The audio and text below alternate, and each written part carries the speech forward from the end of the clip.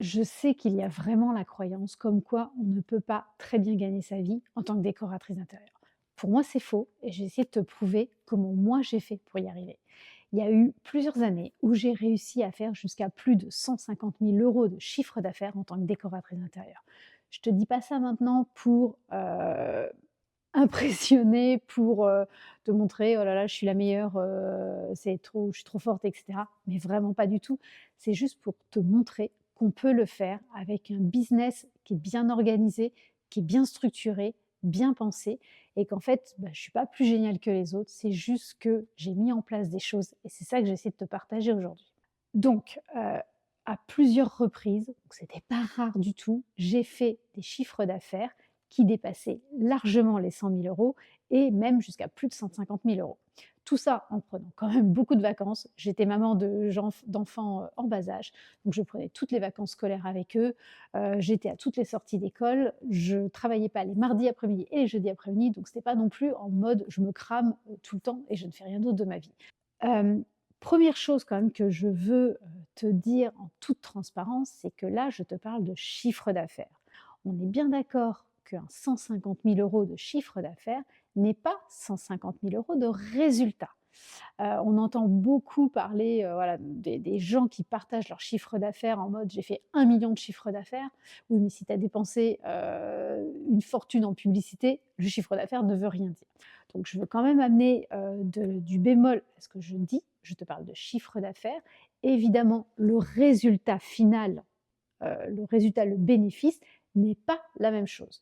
Donc effectivement, quand on va chercher un chiffre d'affaires, on sait qu'en général, le bénéfice, il est assez fréquemment divisé par 2 entre toutes les charges, entre nos dépenses, entre ce qu'on a pu acheter. Voilà, il y a plein de choses qui fait que notre chiffre d'affaires n'est pas notre résultat.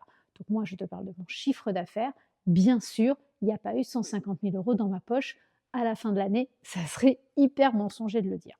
N'empêche que j'ai très bien gagné ma vie malgré tout, même s'il n'y a pas 150 000 €, on n'a pas besoin de tout ça pour gagner très, très bien sa vie et être très heureux.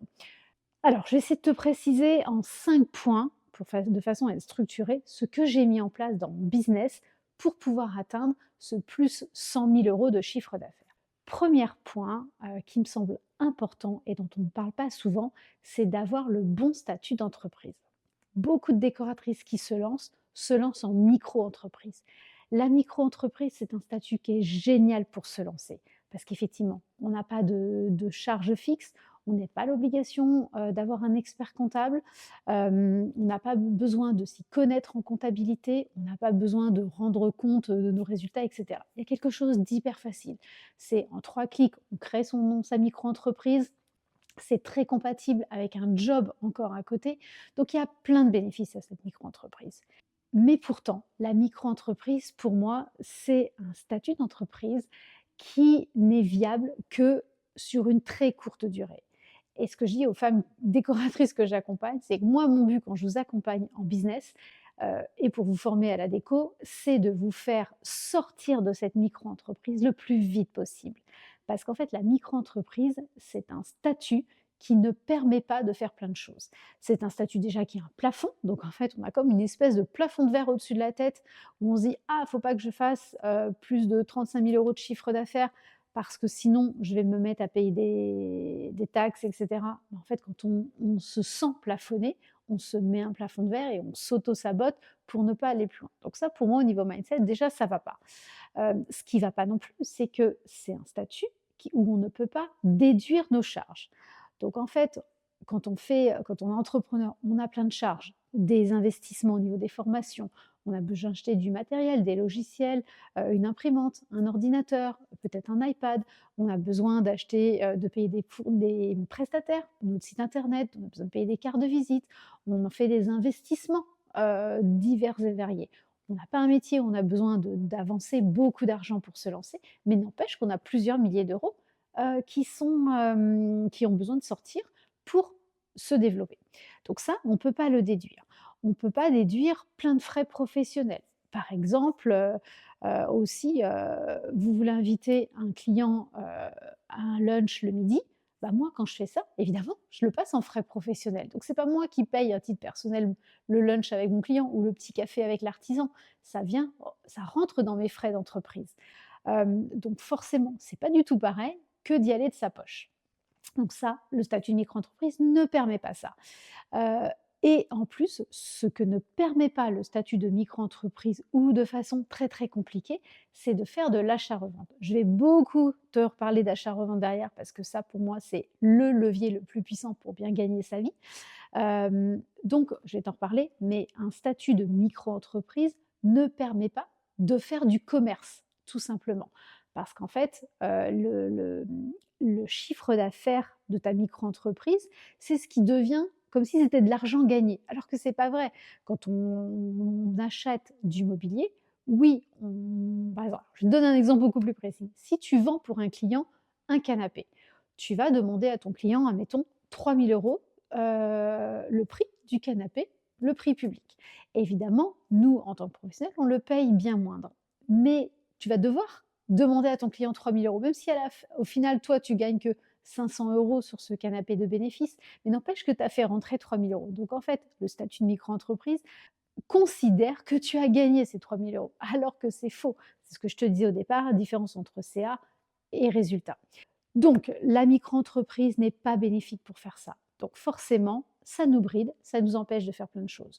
Pour réussir à faire un bon chiffre d'affaires et bien gagner sa vie, on n'a pas le choix que de passer en société. Je sais que ça fait peur parce que souvent on est assujetti à la TVA, on a des contraintes, on a besoin de prendre un expert comptable, on est redevable de faire notre comptabilité, de déclarer nos impôts de façon différente. C'est pas que des impôts à titre personnel, c'est des impôts de société.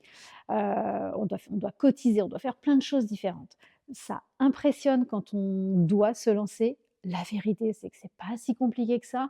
La vérité, c'est aussi oui, on a besoin d'un expert comptable, mais après, on peut vraiment s'en laver les mains et rester focus sur notre zone de talent, qui est comme la déco, et attirer à nous des clients. Donc voilà, donc en fait, si tu veux déjà bien réussir à bien gagner ta vie en tant que décoratrice d'intérieur, il faudra inévitablement le bon statut d'entreprise. Et donc, quand moi j'ai fait ces bons résultats, j'avais ce cadre juridique, ce cadre fiscal pour pouvoir me le permettre. Ça permet aussi de protéger mon patrimoine personnel. Parce qu'en fait, l'argent que je gagne en tant que professionnel n'est pas le même n'est pas l'argent que je gagne à titre personnel. Donc si jamais à un moment je me plante en tant qu'entrepreneur, il n'y a pas d'incidence sur ma vie perso. Tout ça est protégé. Ça protège mon conjoint, ça protège aussi des dettes, ça protège voilà, de plein de choses. Donc il y a quelque chose de très rassurant.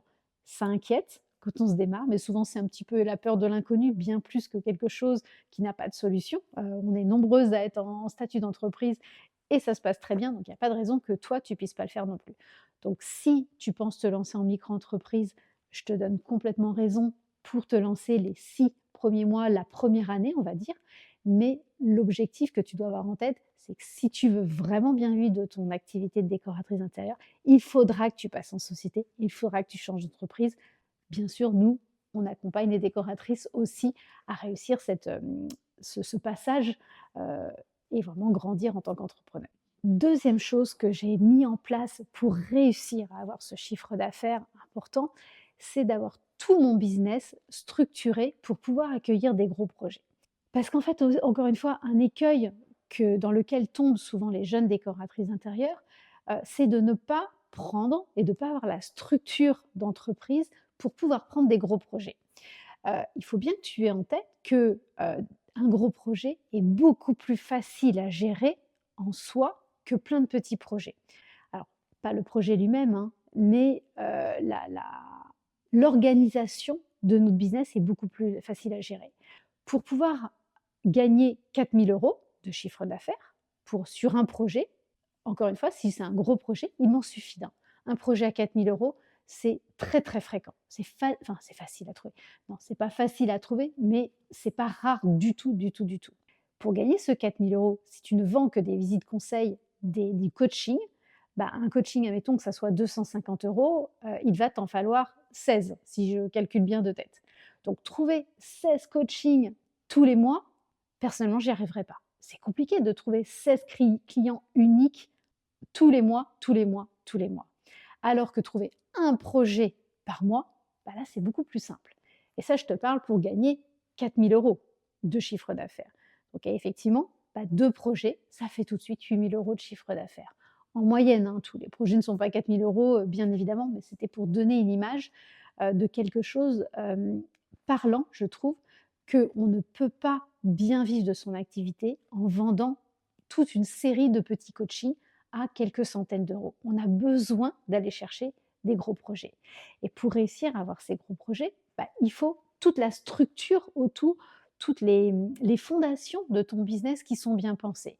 Ça veut dire bah, une communication qui va dans ce sens-là.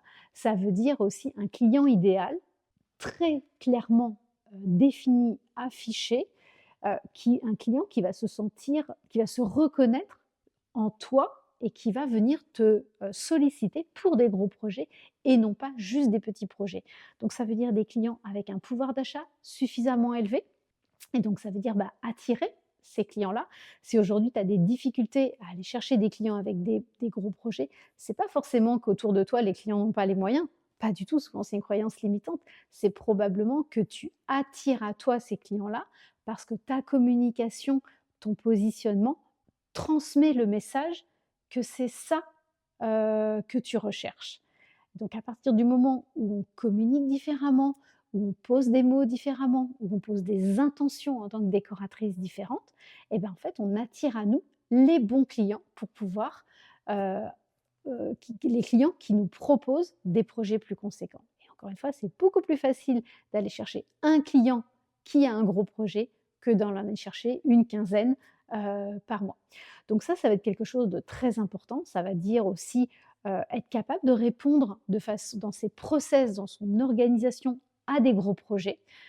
Si on n'est pas habitué à ça, forcément, les gros projets nous font peur, alors qu'en fait, bah, un gros projet, c'est juste un gros projet. Je te donne un exemple, une maison de 200 mètres carrés, c'est un gros projet. Et pourtant, ce n'est qu'un enchaînement de pièces, une maison. Il y en a peut-être 10, mais c'est juste un plus un plus un. Donc si toi, tu sais faire un projet pour une pièce, bah, en fait, c'est juste un petit peu multiplié, mais il n'y a rien d'infaisable. Oui, il y a une organisation différente, mais encore une fois, ça, c'est quelque chose qui se travaille, avec lequel on progresse. Donc pour pouvoir faire ce chiffre d'affaires, il faut toute cette organisation, cette structure de business qui permet d'accueillir plusieurs projets en même temps. Heu, Moi, j'ai eu jusqu'à 12 projets en même temps. Alors évidemment avec à des stades d'avancement différents. Il y avait des projets qui étaient au démarrage, des projets en cours, des projets où j'attendais le deuxième ou troisième rendez-vous, des projets qui étaient en fin, où il manquait juste un petit détail, une dernière validation client. Mais j'ai travaillé avec largement une dizaine de projets en permanence ensemble. Donc forcément cette capacité, cette structuration où on peut tenir le coup et gérer plein de projets, c'est ça qui fait aussi qu'on arrive à monter notre chiffre d'affaires. Si effectivement aujourd'hui tu te dis: «Bah, je ne fais que projet après projet», bah, forcément ça te crée inévitablement un plafond de verre, qui va t'empêcher de scaler et de grandir en tant qu'entrepreneur et d'avoir un super chiffre d'affaires. La troisième chose que j'ai mise en place et je t'en parlais au tout début de cette vidéo, c'est vraiment l'achat-revente. L'achat-revente, encore une fois, c'est quoi? C'est juste du commerce. C'est juste acheter pour notre client et lui revendre. C'est uniquement ça. Et évidemment, entre-temps, nous, on a une marge qui fait qu'on gagne de l'argent. Je te donne un autre exemple. Évidemment, si quand tu vas t'acheter un t-shirt dans une boutique, tu sais bien que si ton t-shirt, tu le payes 30 €, la boutique ne l'a pas, elle, payé 30 €. Elle a payé le t-shirt peut-être 5 ou 10 €.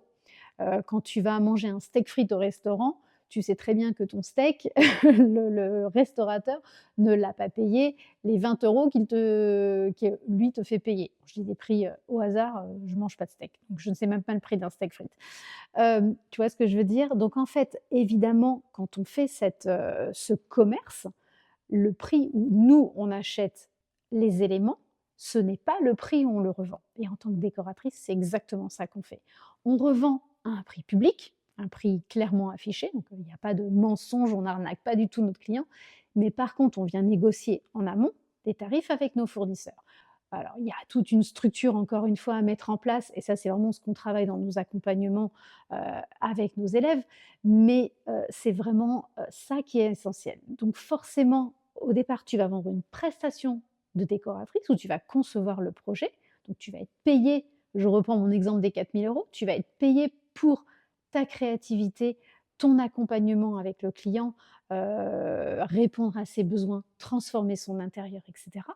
Donc ça, c'est la première enveloppe de ce que tu gagnes et la deuxième enveloppe, c'est de gérer tous les achats et crois-moi que quand tu dois gérer tous les achats d'un projet à 4 000 €, il y a des milliers et des milliers d'euros de chiffre d'affaires qui sont en jeu.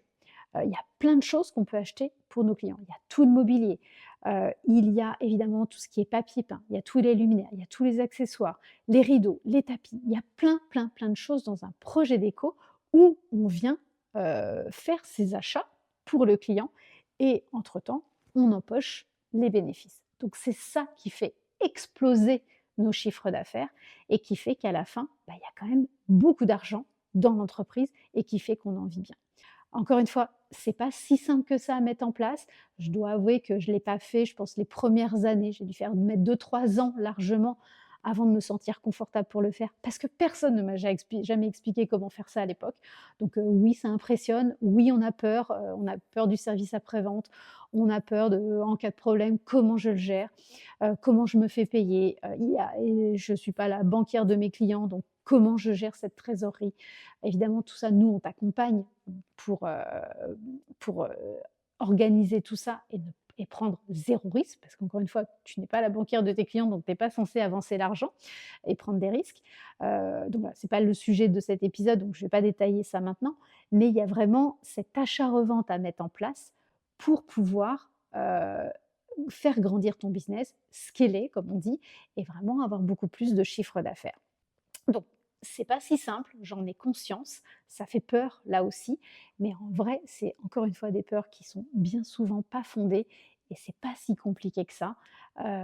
Donc voilà, donc moi ce qui m'a fait à chaque fois très, très bien vivre de mon activité, c'est parce que j'étais décoratrice d'intérieur, je créais des projets, mais j'avais cette casquette de commerçante aussi en même temps où, je vendais tous les éléments que je proposais dans mes projets. Et pour réussir cet achat-revente, il y a quand même 2 choses que je peux t'ajouter, ce qui va être très important à mettre en place et ça rejoint le point précédent, c'est d'avoir la bonne organisation de business autour de ça.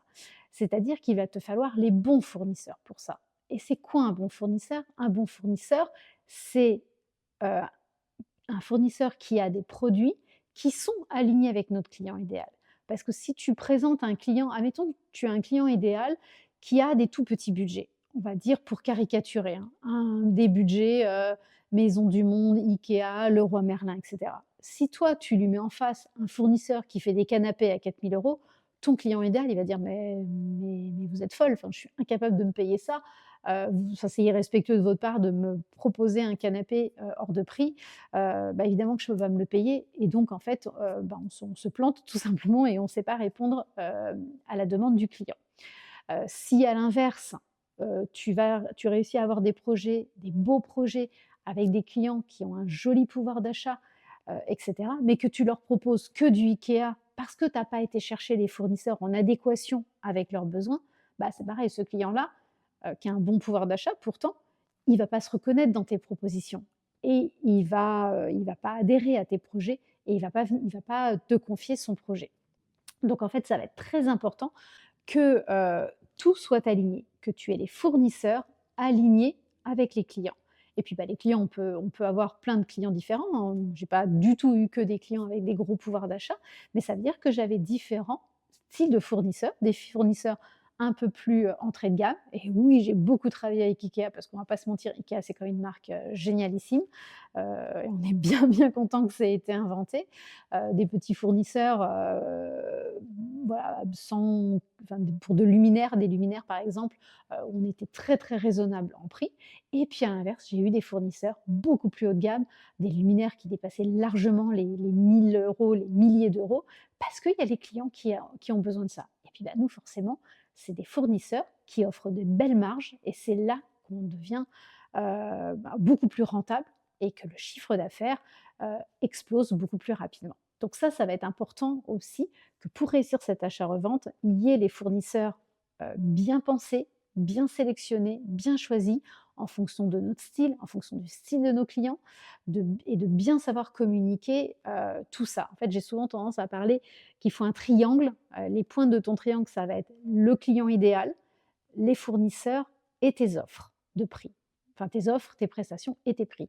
Si tout ça n'est pas cohérent, il y a quelque chose qui se casse la figure et donc il y a quelque chose qui n'est pas viable. Ça, c'est des choses qu'on vient travailler aussi en accompagnement pour s'assurer qu'il y a comme un écosystème dans ton business et où tous les éléments se répondent les uns avec les autres.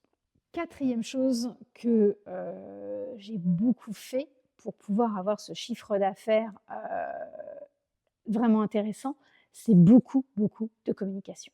Heu, Ça challenge, c'est probablement la plus grosse zone d'inconfort, je dois l'avouer, mais pour réussir, on ne peut pas rester planqué derrière son ordinateur. Alors, quand je dis rester planqué derrière son ordinateur, c'est en mode, en attendant que le téléphone sonne, parce qu'on peut faire plein de choses derrière son ordinateur. Évidemment, on a notre site internet, on a, nos réseaux sociaux. Moi, quand j'ai démarré, il y avait pas, Instagram n'existait même pas, donc forcément, je n'utilisais pas les réseaux sociaux à l'époque. Bien sûr qu'aujourd'hui, c'est des vitrines incroyables, pas du tout facile de percer. Il y a pas plein d'autres façons que de faire sur Instagram, mais n'empêche que derrière son ordinateur, je connais plein de décoratrices qui excellent alors qu'elles vendent, et qui vendent grâce à Instagram. Donc on peut le faire, mais par contre, il y a quelque chose de très puissant à sortir de chez soi. Moi, ce que j'ai fait à ce moment-là, c'est vraiment, aller rencontrer des gens. Donc c'est avoir son réseau, de collaboration, de partenaires, d'artisans, parce qu'en fait, ce sont des gens qui vont t'apporter du business. Donc forcément, plus tu iras à l'encontre de collaborateurs, et créer des partenariats, plus ces gens-là vont t'amener du business. Ce que j'ai beaucoup fait aussi, j'ai créé des événements. J'ai créé et j'ai participé à des événements. Donc j'ai créé des ateliers, j'ai créé, ce que j'ai appelé à l'époque des apéros déco. J'ai animé des conférences aussi. En Islande, par exemple, j'avais, animé des conférences à la chambre de commerce. J'avais aussi, forcément en Islande, c'était, en lien avec le fait d'être expatrié, mais avec le consulat, il y avait des choses qu'on a pu mettre en place pour communiquer, à partir de ce côté, étranger, français à l'étranger. Ça, c'était très propre à mon statut, mais ça donne quand même des pistes de réflexion. Beaucoup travaillé avec la presse. Ça a été des journaux. J'ai toujours, que ce soit au Luxembourg ou quand j'étais en Islande, j'ai toujours, écrit des articles dans des magazines. Alors, c'était souvent des magazines, en local, hein, parce que bon, si on écrit dans des gros magazines nationaux, on est noyé dans la masse et ça a pas beaucoup de bénéfices. Mais bien souvent, il y a une presse locale, au sens très large du terme, hein, journaux, magazines et cetera, qui nous permettent, d'écrire des articles. Alors, ça peut être le côté pub, mais en fait, souvent, la vérité, c'est que les journalistes, ils savent pas de quoi parler. Donc quand nous, on arrive avec un sujet, des propositions, bah, en fait, ils sont hyper contents parce qu'on leur crée du contenu, intéressant, pertinent, qui touche les lecteurs. Donc ils ont plein de bénéfices aussi à nous avoir, en collaboration. Donc ça peut être aussi une piste vraiment intéressante. Alors, il y aurait plein de choses à dire, hein. Là, encore une fois, travailler sur comment trouver des clients, c'est, un travail, c'est des missions, H24, hein. On a toujours, toujours besoin de travailler notre visibilité et notre communication. Mais en tout cas, le message, c'est qu'il faut, mettre ses œufs dans plein, plein de paniers différents. Il faut planter plein de graines. Il y a plein de graines qui vont jamais fleurir. On ne sait pas à quel moment on récolte, tout ce qu'on a semé. Mais évidemment, la vérité, c'est que plus tu sèmes, plus tu vas récolter. Ça, c'est un petit peu une lapalissade, je dirais. Mais effectivement, si tu fais juste une action pour te faire connaître, oui, elle a peut-être 50 de chances de réussite, mais si tu en fais 10, bah, elles ont toutes aussi 50 de chances de réussite. Donc forcément, à la fin, il y a quelque chose de beaucoup plus fructueux qui se met en place. Vient nous challenger, ça nous malmène parce qu'on a toujours ce regard de l'autre, le fait d'oser prendre la parole, le fait, bah, de s'annoncer experte aussi, hein. Il y a quelque chose de pas simple du tout de dire, «Écoutez-moi, j'ai des choses intéressantes à vous dire». encore une fois, ça se fait pas en un claquement de doigts. Je me souviens des fois où j'ai fait mes 1ers ateliers, j'étais morte de trouille. Je me souviens avoir mal au bide, le cœur qui était complètement, en accélération, incontrôlée, transpirante, la vue qui se troublait. Enfin voilà, j'ai vécu tout ça, hein, ça nous malmène énormément, mais globalement, on apprend que, bah, c'est nous qui avons peur. Ça dit des choses sur nous, mais les personnes qui viennent nous écouter sont en général hyper, hyper bienveillantes. C'est des gens qui n'y connaissent rien, donc en fait, même si on n'est pas les meilleurs, bah, elles apprennent toujours plein de choses. Et puis après, bah, on met en place tout un contexte convivial, chaleureux, qui fait qu'on a ces questions-réponses, et des gens qui ont envie de nous confier des projets derrière. Donc voilà, tout ça, c'est probablement la 4e le 4e point hyper important, c'est d'aller parler de toi tous les jours. Tous les jours, tu devrais donner une carte de visite à quelqu'un. Tous les jours, il y a quelqu'un de nouveau qui devrait savoir que tu es décoratrice d'intérieur. Ça peut être plein de monde, ça peut être ta coiffeuse ou ton ostéo, mais en fait, ou ta boulangère, mais tous les jours, tu dois parler de toi. Bien sûr, c'est une image, on ne le fait pas tous les jours, 365 fois par an, mais tu comprends le principe. Plus tu te montres, plus tu parles de toi, plus tu provoques des collaborations, plus tu provoques de l'engagement chez les gens, plus, tu vas, récolter les bénéfices. Et il y a plein de choses qui sont en win-win, donc c'est aussi, souvent de la générosité. On fait des choses gratuitement, parfois, en croisant les doigts que ça marche. Plein de fois, je me suis cassé la figure. Il y a des choses que j'ai faites de façon gratuite, il ne s'est jamais rien passé. Mais il s'est passé aussi plein de choses hyper chouettes et c'est parce que, j'ai osé aller de l'avant, j'ai osé faire des propositions à quelqu'un, qu'il y a des choses très bénéfiques et des projets qui me sont arrivés. Et puis le 5e point, qui fait que j'ai réussi à avoir quand même un super chouette chiffre d'affaires, c'est quand j'ai dit stop à mon perfectionnisme. Hem, En fait, il y a un moment où enfin souvent on va chercher à surdélivrer tout, parce qu'on manque de confiance en soi, parce qu'on veut prouver qu'on gère bien, parce que, on a vraiment à cœur que le client soit tout le temps, tout le temps, tout le temps content. Donc on a tendance à proposer 15 papiers peints en espérant que le client soit content, et non pas juste un ou deux, 3. Voilà. Donc c'est souvent un écueil dans lequel on tombe. On a tendance à travailler nos projets longtemps, à les pousser le plus possible et donc à passer beaucoup de temps, plutôt que de se dire: «OK, bah, je fais quelque chose de jusqu'à 80 parfait et on verra bien la suite». Donc je pense que le moment où j'ai fait grandir mon chiffre d'affaires, c'est quand je suis venue me ficher la paix avec cette envie de perfectionnisme. Donc non, on n'a pas besoin de travailler, les projets pendant des dizaines et des dizaines d'heures pour que ça se passe bien avec le client. Non, on n'a pas besoin de fournir 15 000 documents. On n'a pas besoin de faire, plein de plans. On n'a pas besoin de faire des vues 3D dans tous les sens qui nous demandent des dizaines d'heures, de travail en amont. On n'a pas besoin, d'aller faire des, 50 recherches dans des showrooms pour trouver, le bon carrelage qui ira bien. En fait, à partir du moment où on accepte, hem, de faire les choses, et qu'elles ne soient pas parfaites, en fait, il y a quelque chose d'hyper puissant pour nos business. Donc mon meilleur conseil, c'est de ne pas chercher à surdélivrer toujours tous les projets.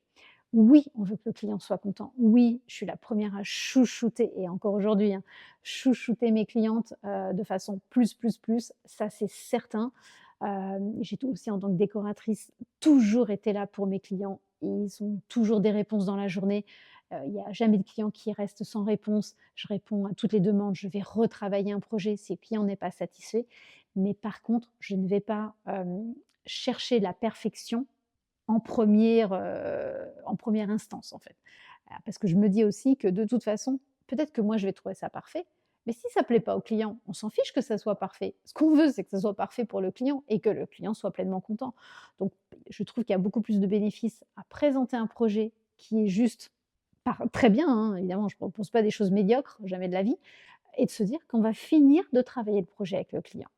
On pourrait aussi travailler complètement le projet avec le client et qui nous suivent là-dedans. Le client a plein de bonnes idées en plus. Des fois, je me dis: «Mais qui on est nous décoratrices pour penser qu'on est les seuls à avoir des bonnes idées?» Absolument pas. Les clients sont géniaux, nos artisans sont géniaux, les fournisseurs ont plein aussi d'idées, nous proposent des choses auxquelles on n'avait pas pensé. Donc en fait, c'est aussi, travailler en collaboration et notamment avec le client pour, ne pas chercher à tout contrôler nous-mêmes, tout simplement.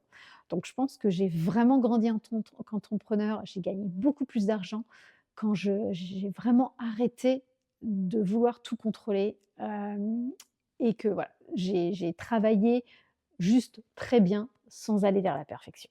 Et quand je te disais avant que j'avais plus d'une dizaine de projets en permanence, bah, forcément quand on a 10 projets, 10-12 projets, en permanence à gérer, on ne peut pas être dans le perfectionnisme pour chacun des projets.